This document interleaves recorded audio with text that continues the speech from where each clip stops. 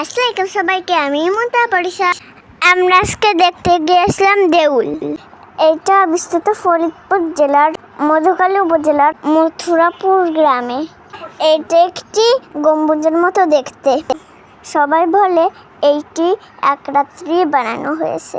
এইটির মধ্যে সম্পূর্ণ অন্ধকার এবং ফাঁকা। এইটি দেখতে অদ্ভুত আর সুন্দর।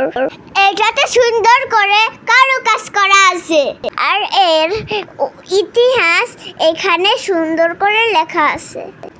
এটা কে নির্মাণ করেছে সে সম্পর্কে সঠিক কোনো তথ্য নেই, তবে শোনা যায় রাজা প্রতাপাদিত্যকে যুদ্ধে পরাজিত করে সম্রাট আকবরের সেনাপতি রাজা এই বিজয় স্তম্ভ তৈরি করেছিলেন।